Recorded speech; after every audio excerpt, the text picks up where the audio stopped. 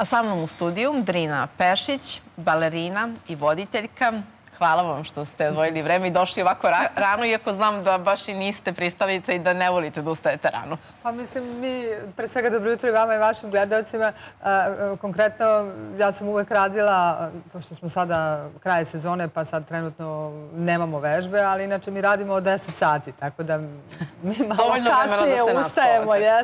Pa dobro, ipak organizam mora da se probudi, tako da, ali kada sam postala mama, onda se to nekako i promenilo. Tako da, a i kao vaša koleginica, tako da možemo da kažemo da sam se već i navikla. Jeste, bili ste na nekom kraćem odmoru, kada smo se i čuli, kada ste se uključivali za naš jutarnji program, tačnije prvi jutarnji program i nekako ste i sveži i lepo izgledate. Ja bih voljela na samom početku negde, iako je rano, da nam prosto odate tajne, jer kada su čuli mnogi da ćete vi biti gost u prvom jutarnjem programu u Srbiji, stizalo je dosta poruka upravo na tu temu da vas pitamo kako se to Drina Pešić neguje. Pa Drina Pešić, kako se neguje? Pa ne znam sad... Nemam ja neke specijalne, kako bih rekla, metode i načine tog negovanja, ali ne mogu da kažem da ne pazim. Mislim da je ono što je moj, mislim, ceo život i što sam navikla od malena jeste to su te vežbe i to vežbanje. Ja prosto nekako bez vežbanja ne mogu i mislim, smeju se moji kad ja kažem ja nisam bila nešto, pošto naravno to se sada nije tolikog i takvog intenziteta kao što je to bilo ranije, jer u tim nekim mlađim godinama ja kažem ja boli me telo od nevežbanja. Mislim, mnoge uglavnom boli telo kada previše vežbate, ali kada vi naviknete te svoje telo da svakodnevno radite i da vežbate, onda je zaista onako čudno kad odjednom toga nema. Imali smo malo tih prekida kada je bila baš onako u jeku epidemija i korona, što je za nas, ja mogu da kažem, baletske umetnike bilo nekako i najteže, jer da se ne ljute ostali umetnici, jer njima je mnogo lakše da obnove tekst, jel tako, a mi ne možemo baš kod kuće da vežbamo i radimo te vežbe koje inače mi radimo u baletskoj sali, pa onda ti prekidi vežbamo, pa ne vežbamo, to je onako za mišiće, nije baš i najbolje. I koliko je ostavilo posljedica? Pa mislim u smislu... Koronavirus je definitivno ostavilo. Mi ostavilo, jeste, ali u svakom slučaju koliko toliko mi smo uspeli da igramo i da imamo i neke koncerte i da budu koliko toliko i te neke predstave. Kažem, sa nekim prekidima. Imali smo mi malo tih problema u tom smislu da je 20 igrača nije moglo ni da uđe u Narodno pozorište, jer je određeni broj i određena grupa igrača bila odabrana od strane direkcije baleta. Ostali nisu i tako imali smo mi, pa smo mi pričali o tome u brojnim medijima i tako dalje. Bilo je reči o tome na osnovu čega su ti ljudi izabrani, a ovi drugi ljudi nisu. I to je zapravo bio veliki problem. Pa mislim, jeste problem bio igračima, jer to su igrači, pazite, to nisu samo u toj grupi ljudi bili igrači koji imaju preko 40 godina, nego su bili igrači koji imaju oko 30 godina, koji su onako u punoj snazi i koji sada treba da igraju, koji sada treba da rade još uvek na toj svojoj karijeri, jer, mislim, nažalost, karijera baletskog umetnika, baletskog igrača brzo prođe. Tako da smo mi jesmo imali taj problem, ali kada se, mislim, sve, ajde, više manje sredilo, onda i ta grupa igrača počela da radi, ali smo mi izgubili taj jedan deo i, mislim, zaista urađena je predstava, recimo, premijera za nekih 20 igrača, što je, mislim, jako malo, jer mi imamo nekih 60-70 aktivnih igrača i pazite, mislim, to je iz inostranstva doveden koreograf koji je radio, kažem, sa malom grupom ljudi, ovi ostali ljudi nisu iskorišteni, nisu učestvovali u tom projektu, što zaista jeste, mislim, za njih to nije dobro, ali nadamo se da neće biti tako od sezone i da neće biti tih i takvih problema. Da li sada možemo reći da se polako sve vraća negdje u normalu? Pa ja ne znam da li... Ili smo se previše opustili? Pa ja mislim ipak da smo se mi, nažalost, previše opustili i nekako posmatram i gledam i kao vaša koleginica. Pre svega, to je kao ta neka profesionalna deformacija, ako mogu tako da kažem, nekako kao da se ništa nije desilo, kao da nije bilo toliko problema, kao da nismo morali da budemo u svojim kućama, kao da nije toliko ljudi, nažalost, otišlo zbog korone. Ja primećujem da čak i u zatvorenom prostoru, pogotovo u gradskom prevozu, nažalost, mislim, malo ljudi nose maske i to su uglavnom oni stariji ljudi. Tako da ja mislim da ipak bi trebali mi da vodimo računa o tome, jer evo i taj novi soj virusa je stigao, nažalost, i stalno se priča o tome da možda postoji mogućnost da opet u septembru sve bude moralo da se pooštri i tako dalje i tako dalje. Mislim, kažem, ja sam i mama devojčice koja je sada završila 3. razred i kreće u 4. razred od septembra. Mislim, mi smo imali, ajde kažem, tu sreću da je ona samo u jednom periodu, ti osnovci nisu išli u školu, inače to je bilo zaista, mislim, mnogo komplikovano i strašno, online nastave i tako dalje i tako dalje. Ono što je negde važno i voljela bi da se osvrnemo i da pomenemo jeste Veče baleta prvi put u Vrnjačkoj banji. Pa jeste Veče baleta i mode koje ja inače već 8-9 godina organizujem ovde u Beogradu, uglavnom u svojoj matičnoj kući u Narodnom pozorištu na Maloj sceni. Mada pre mesec dana sam organizovala i na otvorenoj sceni u Božidarcu, ovde u Beogradu, i bilo je jako lepo i oduševljena sam baš onako tim prostorom i ljudima koji su došli tamo da to sve proprate.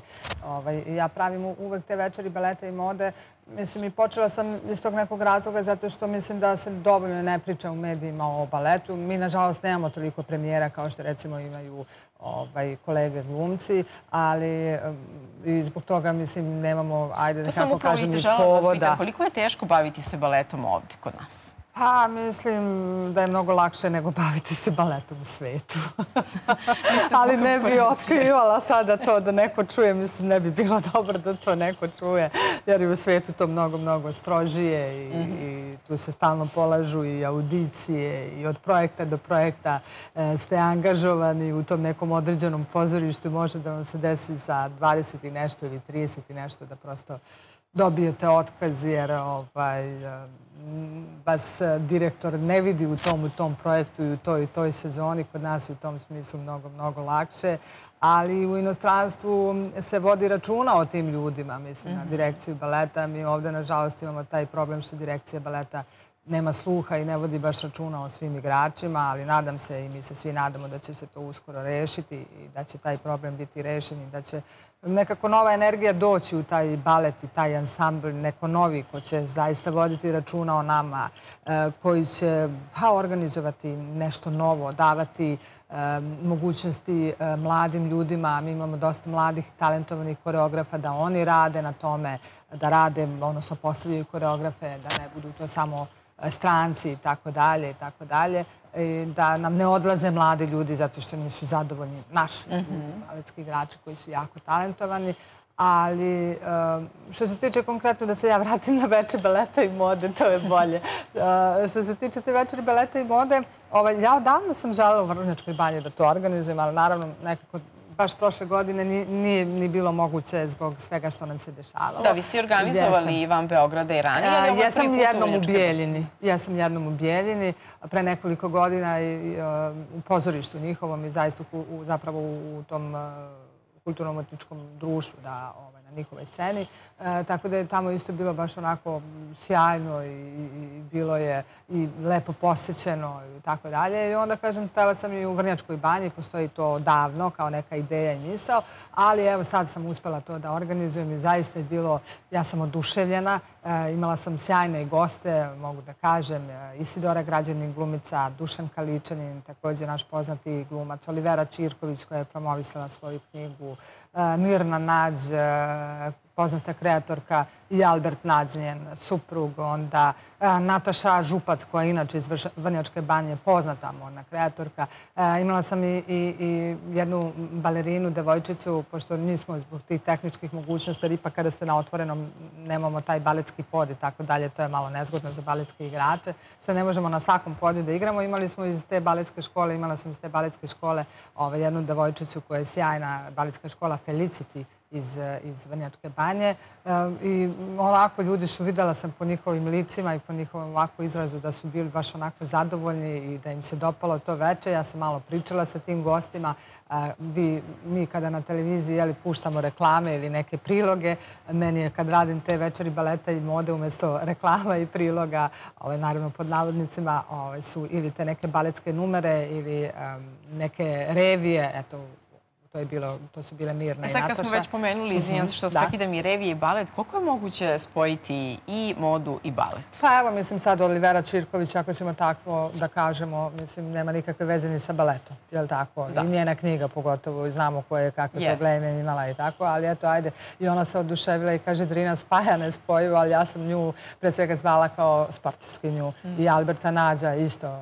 Jer ipak, mislim, je to, pa mislim, jeste različito, ali opet imamo mi te neke veze u tom smislu tog takvog života, puno treninga, puno rada, brojnih odricanja, mada mi koji smo u umetnosti i ljudi koji su u sportu nikad vam neće reći da se bilo čega odriču i uvek će vam reći da su birali i da opet treba da biraju, da bi opet izabrali isti put i istu profesiju, jer, mislim, ono što donese to ne može da se poredi zaista ni sa jednom drugom profesijom. To je nešto potpuno drugačije, vi ste u tom jednoj drugačijoj priči. Ajde da ne kažem svetu, kada te uloge stvarate, oni kada se spremaju, jel tako, za ta neka određena takmičenja i tako dalje. Tako da sam ja u tom smislu spojila i spojila sam zato što da bih pozvala neku drugu publiku. Mi imamo svoju publiku, mislim, na baletske predstave, pogotovo te klasične baletske predstave koje su uvek pune.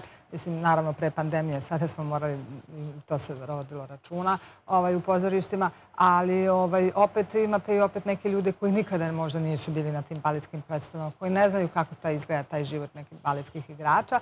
Tako da onda sam ja u tom smislu da to malo komercijalizujem radila i radim i pozivam tako goste.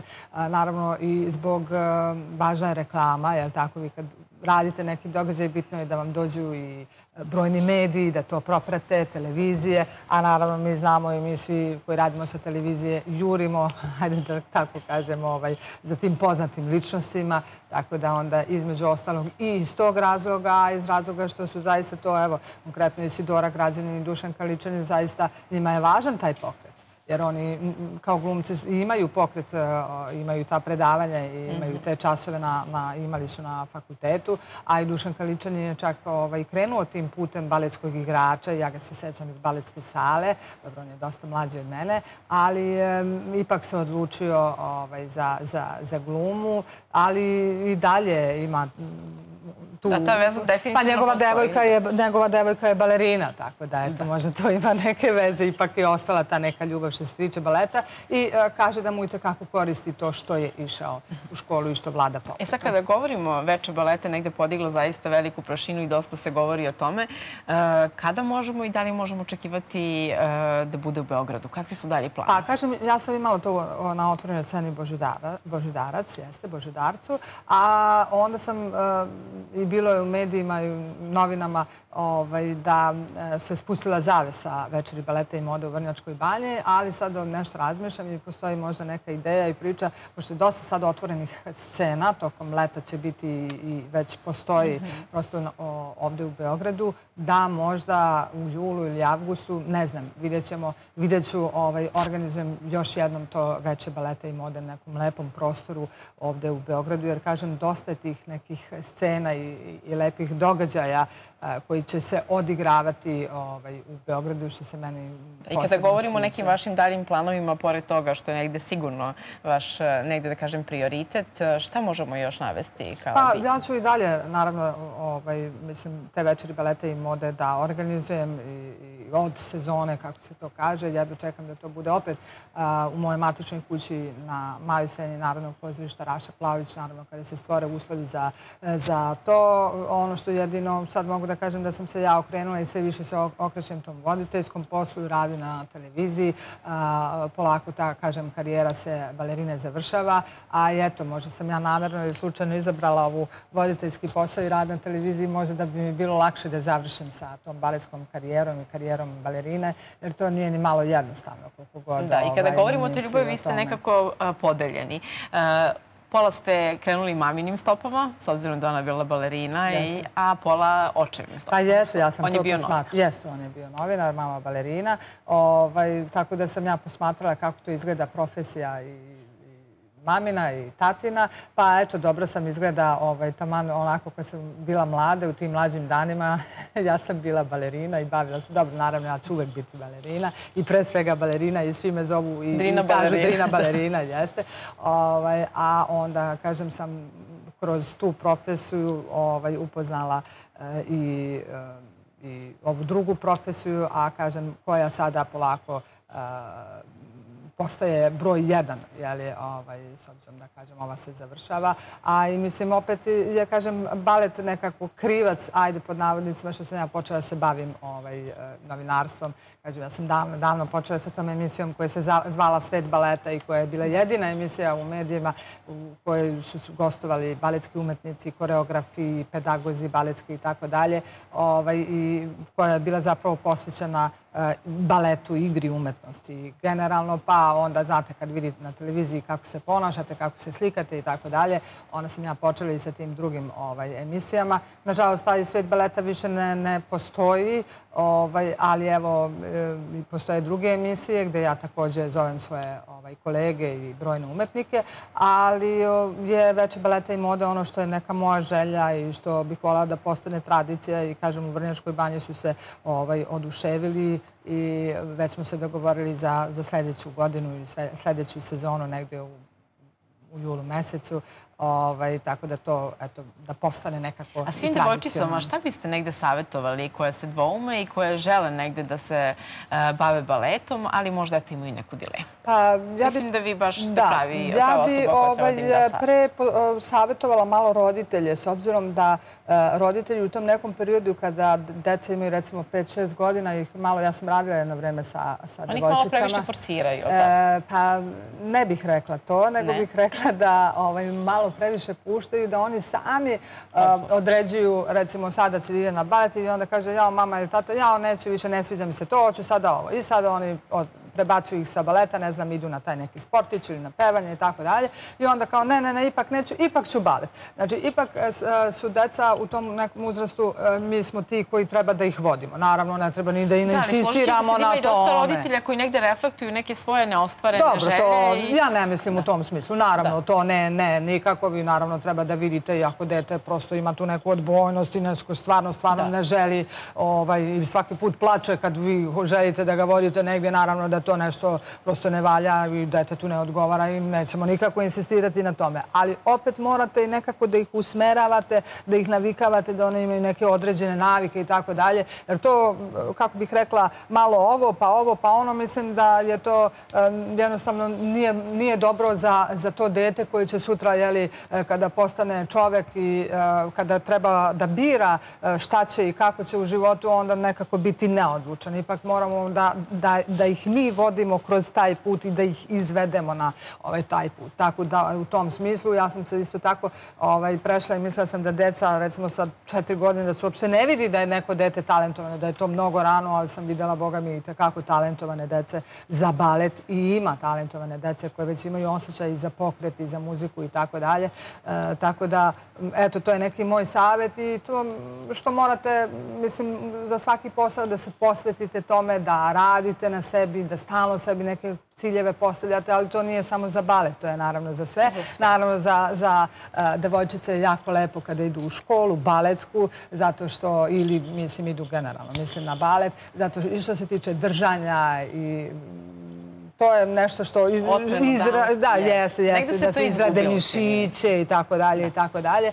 Tako da to jeste lepo, mada nama mnogo trebaju i dečaci, ali to je sad neka druga priča, pošto mi balet ne smatramo baš, kažemo da je to ipak ženska umetnost, što nije tačno. Ali dobro, ne znam ni da li bi ja da imam sina upisala ga u baletsku školu, ali da, definitivno ostaje da je to ženska umetnost. Pa dobro, ajde da kažemo tako, nije, ali eto, postoji neka predrasuda da jeste, a nama igrači itekako trebaju.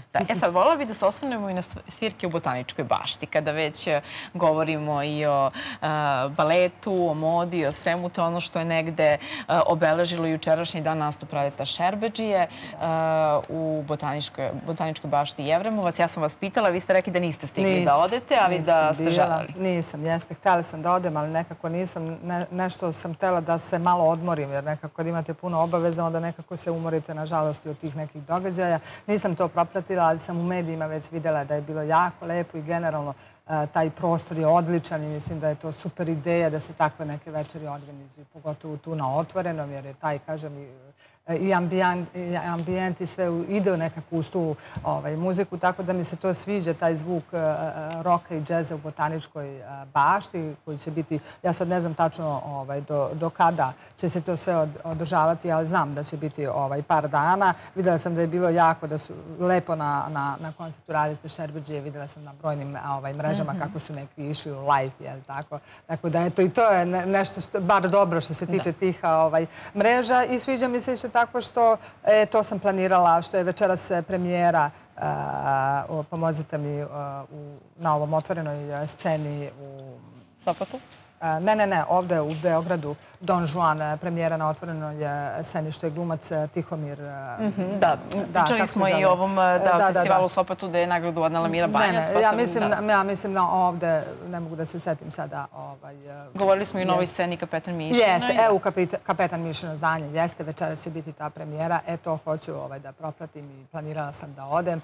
Tako da meni se sviđa, pogotovo to na otvorenom tom na otvorenom, kada su tako neki događaji i kada su tako neke predstave.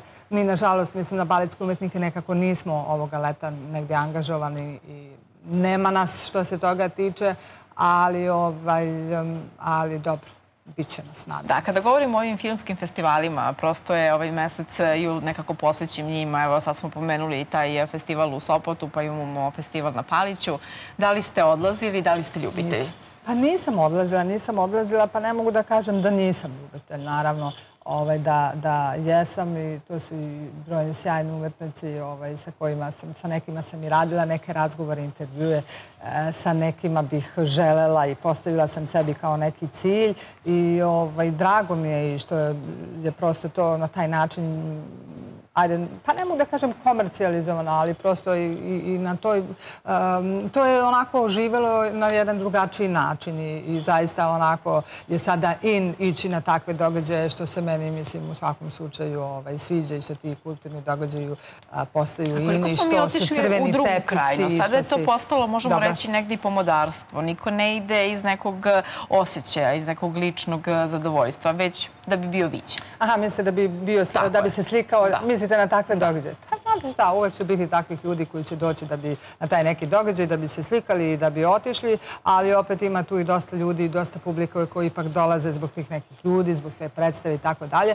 Pa dobro, i zašto da ne? Meni se, mislim, to je jedna vrsta i reklame, da vidite da je neka poznata ličnost bila tu. Šta mislite, koliko su one zaista štetne? Bili smo svedoci mnogih događaja, nekih, možemo reći, nemili koje su se dešavale u posljednje vreme. Pa to jeste, to je tačno, ali eto, ja sam pomenula i ovo i gledam na taj način da možda, eto, kako te mreže mogu da pomognu za reklamu, promociju nekih događaja, pa evo i nekih koncerata koji smo mogli, ako nismo otišli na tu predstavu i na koncert, da recimo pratimo, tako da, ali mislim sve što je možda, kako bih rekla, pa i u pretjeranoj meri i tako dalje. Meni se ne sviđa, baš sam nešto nedavno bila izašla sa nekim prijateljima i potpuno sam se razočarala. Mislim, znam to već odavno iz priče, ali znate, svi onako sede za stolom, svi onako kuckaju telefone, nema tu više ni komunikacije, neke ni priče i tako dalje, ali mislim da je to odavno prisutno, a opet možda i te mreže i to nam je možda pomoglo kada je bilo onako najteže, kada smo bili zatvoreni i tako dalje, tako dalje. Tako da,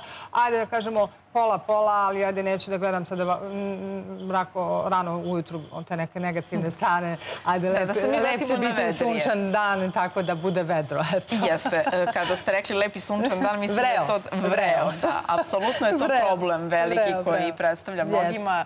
Da li ste vi ljubitelj visokih temperatura? Pa, iskreno da vam kažem nešto nisam... Ima neko ko voli, uživa? Pa ne, ja kad odem na more, onda se šale moj suprug i moja čerka kako ja volim da se samo sunčam, kako onako malo uđem samo u more, da se rashladim i kako volim da se sunčam, pa mogu da kažem na moru, da, volim. Ali u gradu kad je onako baš mnogo toplo, mislim, ne znam ko to može da izdrži i ko to, mislim, niko ne voli, naravno, kada onaj asfalt upeče i tako dalje i tako dalje. I ono što mi ne prija jeste kada recimo negde uđete gde je minus 20, znate, i onda izađete napolje da je plus 39, kao što će danas da bude negdje u Srbiji. Tako da onda treba ipak malo da vodi se računa i o tome, tako i što se tiče te temperature, to isto možda bude, mislim, jako opasno generalno za organizam. Sad, voljela bih kad ste rekli da pređemo na te vedrije teme, da se osvrnemo malo i na sport. Definitivno je, da, nacija je bila na nogama, svi smo navijali za Noleta. Negde se, prvo bih voljela da pomenemo, svi se setimo uspeha naših sportista kad oni donesu, da li je to neka medalja ili neki trofej, dok smo bili često svedoci da kada ispraćamo, nekad se ni ne setimo kada ispratimo određeni, govorim sad o kolektivnim sportovima, da su oni uopšte i otišli na neko takmičenje i onda kada osvoje medalju, svi smo tu i podržavamo. I koliko je to zapravo greška? Ne znam da li je možda to greška nas, medija, što možda više ne vodimo računa o tome i ne najavljujemo to i ne pravimo neke priloge kada oni odlaze, nego samo kada dolaze sa medaljama. Tako da možda bi mi trebali da povedemo malo računa o tome, da probudimo tu svijest i da kažemo ljudima, jer ipak oni nemaju, pogotovo ti obični ljudi, oni nemaju te informacije. Mi smo oni koji dobijamo te informacije i koji možemo to da uradimo i da napravimo i da to promovišemo. A što se tiče Novaka Đokovića, mislim, stvarno uvek me oduševi i uvek ima taj neki svoj stil i te neke svoje fazone, pogotovo sa decom i ovoga puta sa onim jednom dečakom sa kojim se slikaju, radio selfie koji je bio toliko uduševljen i sada i devojčici je poklonio reket i uvek kako uvek posle kada završi koliko je puta sada pobedio na Wimbledonu, uvek uzme malo trave i pojede. Tako da ima on te neke svoje specifične te neke fazone koje zaista, mislim, mene oduševljavaju i ne samo mene, nego, mislim, ceo svet. A kako reagujete na to što prosto mnogi, znamo da kad Nole igra, da on ne igra samo protiv igrača koji je naspram njega, već i protiv publike, u većini slučaja? Pa dobro, ima tu i publika koja je za njega, ima uvek neko, mislim, koji nije baš za njega, ali ja mislim da to njemu onda daje još neku dodatnu snagu i da se on kako sa tom nekom energijom jako dobro, negativnom energijom jako dobro bori i izlazi, kako bih rekla, na kraj sa tim. I meni je fascinantno kako on malte ne gubi.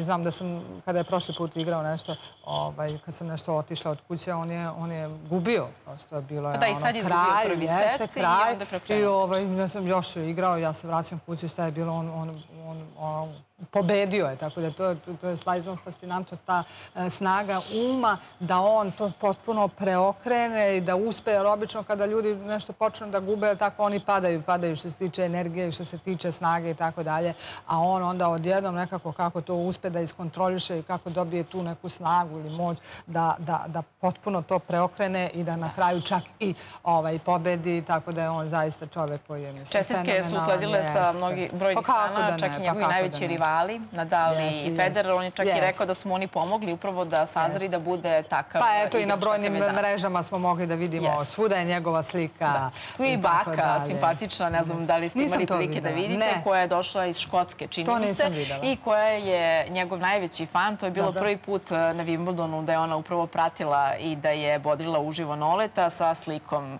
Novakovom. On je se kasnije i zahvalio. To nisam videla. Videla sam ovog dečaka i ovu devojčicu, to sam propratila i to je bilo u medijima, ali za tu baku nisam, tako da, ali kažem, on ima neki specifičan odnos sa svojom publikom i kažem, uvek iznenadi. Da, on je baš pravi primjer da prosto neko ko da može da ispuni svoje dečačke snove, on je pravi upravo pehar Wimbledonski, sam je rekao kad imao 7 godina u kući od svega što je mogao da nađe. To je isto jako važno i kako sebi postavljate ciljeve i kako razmišljate i šta želite, mislim, jer je važna i ta energija, jer kako mislite i kako razmišljate, takvu energiju i privlačite. Mislim, to nisu neke babske priče, nego je to ono što može i mogli smo da se uverimo bezbroj puta, pa eto, između ostalog i u ovom slučaju ovog sjajnog čoveka Novaka Đokovića. I sad kada govorimo ne samo o noletu, već o svim našim sportistima i olimpijskim igrama, da li ćete pratiti 23. jula počinje olimpijada? Sada je otišao, da kažem, drugi deo naših sportista, to su basketaši, 3x3. Imali smo problem sa veslačima koji su se susreli sa koronom. Pa hoću, volim to da gledam, tako da jedva čekam. Nadam se da će to sve biti onako i organizovano i održano kao što je i planirano, tako da hoću, to volim. Sad jedino što ne volim, to je fudbal.